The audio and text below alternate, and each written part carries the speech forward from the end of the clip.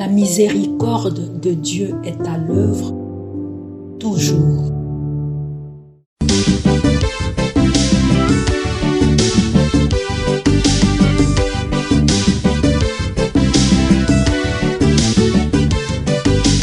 Biblia, buku ya bomoi, buku ya bonyae, emayele, ekokolisa boya bibwa biso. Biblia, buku ya bomoi, buku ya bonyae, emayele, ekokolisa. Je t'appelle mon Dieu car tu peux me répondre. Écoute-moi, attends ce que je garde-moi comme la prunelle de l'œil. Toi mon abri, protège-moi. Au nom du Père et du Fils et du Saint-Esprit. Amen.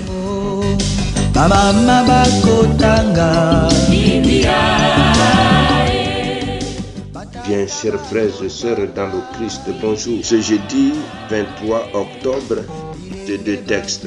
La première lecture est tirée de la lettre de Saint Paul apôtre aux Romains au chapitre 6, du verset 19 au verset 23. L'évangile, c'est l'extrait de l'évangile de Jésus-Christ selon Saint Luc au chapitre 12 du verset 49 au verset 53. Prions le Seigneur.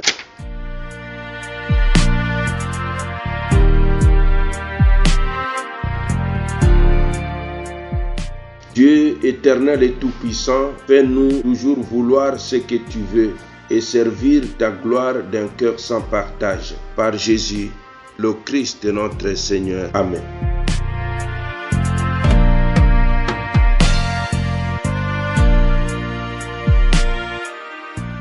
Liturgie de la parole de Dieu.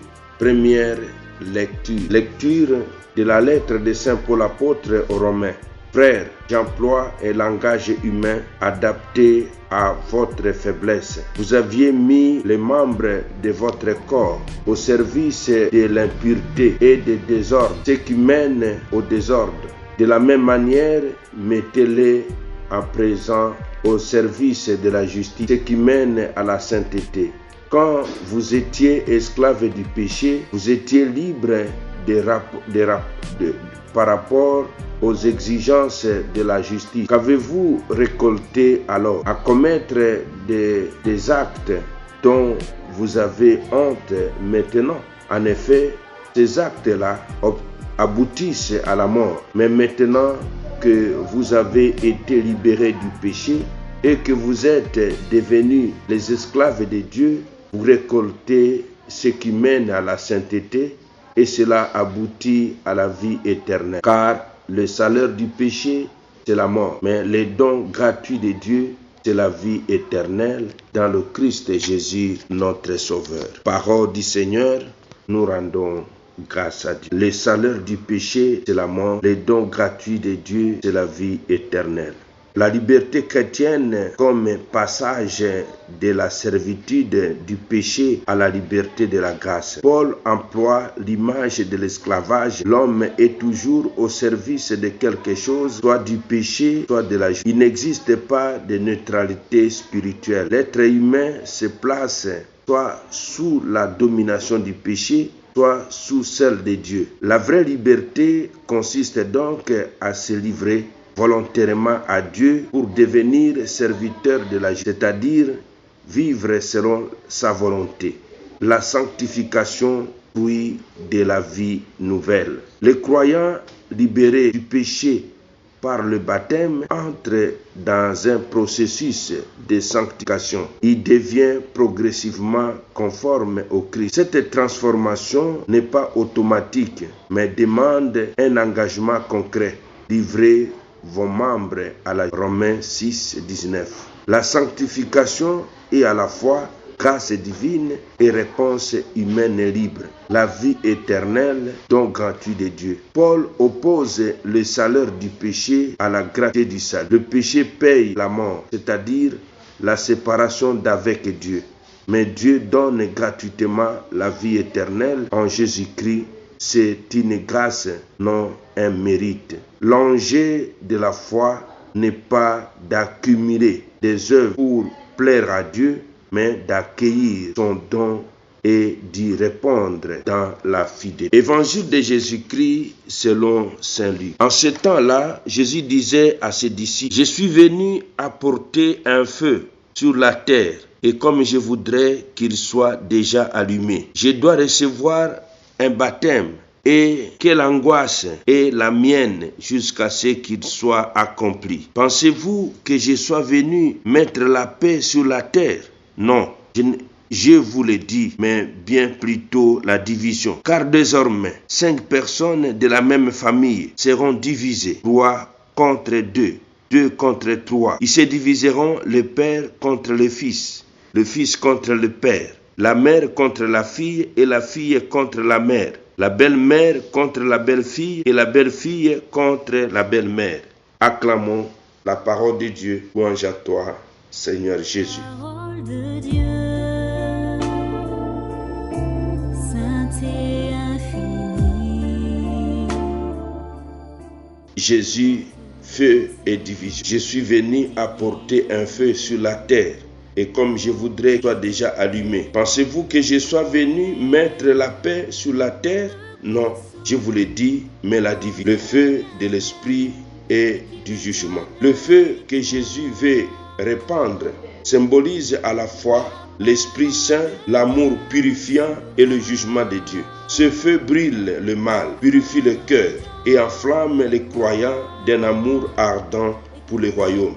Jésus désire que ce feu soit allumé. Son œuvre est une mission de transformation radicale du monde par la puissance de Dieu, le baptême de la passion. Jésus parle de son baptême à venir. Il désigne ici sa passion et sa mort. Le baptême de souffrance est nécessaire pour que le feu de l'esprit puisse se répandre. La croix devient donc la source du feu de l'amour divin, celui qui renouvelle et sanctifie le monde. La division comme conséquence de la fidélité au Christ. Jésus ne prêche pas la violence, mais il annonce que sa parole provoque des choix tranchés. Sa venue révèle le cœur. Certains accueillent la vérité, d'autres la refusent. La division évoquée dans la famille entre générations exprime les conflits entre la lumière et les ténèbres, entre l'ancien monde et le royaume de Dieu. Le Christ ne crée pas la division par haine,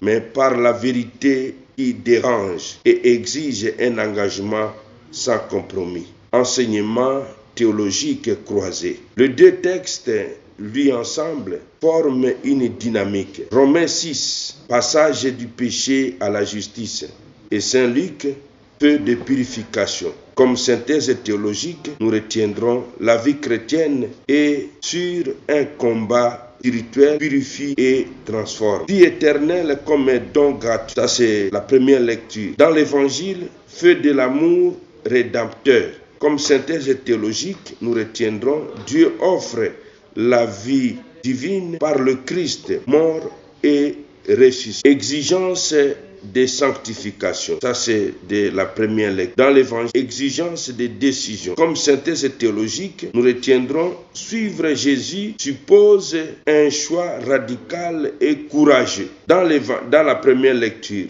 mort du péché. Dans l'évangile, baptême de la passion. Comme synthèse théologique, par le Christ, la mort devient passage à la vie. En somme, Paul insiste sur la transformation intérieure par la grâce, tandis que Luc souligne la radicalité du choix pour ou contre le Christ. Les deux enseignements que la foi véritable et les deux textes enseignent que la foi véritable est engagement, purification et fidélité. Attitude chrétienne adoptée. Comme première attitude, nous sommes invités à vivre la vraie liberté chrétienne en refusant les esclavages, péchés, orgueil, mensonge, égoïsme, injustice, en choisissant de servir Dieu dans la justice, la vérité et la charité, en se rappelant que la liberté chrétienne n'est pas indépendance, mais appartenance aimante à Dieu. Deuxième attitude, recherchez la sanctification quotidienne en luttant chaque jour contre les habitudes mauvaises, en accueillant la grâce des sacrements, spécialement la confession et le charisme, en se laissant purifier par le feu de l'Esprit. Troisièmement, accueillir le feu du Christ. Cela en demandant à Dieu de mettre en nous la flamme de son amour, c'est l'apostolique, ferveur dans la prière, ardeur pour la vérité, en étant prêt à témoigner de la foi, même quand cela crée des tensions ou de l'incompréhension. Quatrièmement, assumer les divisions pour le Christ, à ne pas craindre d'être incompris ou rejeté à cause de l'évangile, en aimant avec courage, sans compromis avec le mal, en gardant la paix du cœur, même si la fidélité au Christ entraîne des oppositions. Cinquièmement, vivre dans la gratuité et l'espérance, en reconnaissant que la vie éternelle est un don gratuit. En restant confiant, Dieu ne cesse de transformer le monde par son feu d'amour, en espérant la repentance promise, la vie éternelle dans le Christ Jésus notre Seigneur. Amen. Et que Dieu puissant vous bénisse et vous protège, le Père, le Fils et le Saint-Esprit. Amen. Excellente journée à tous. Bonne fête patronale aux gens des Capitran.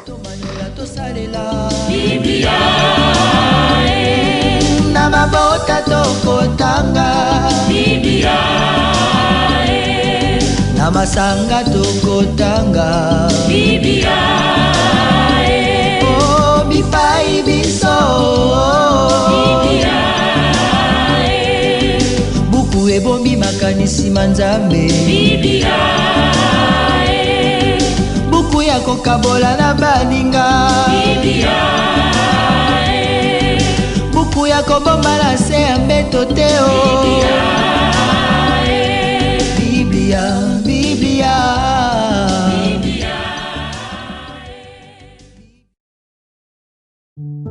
La miséricorde de Dieu est à l'œuvre toujours.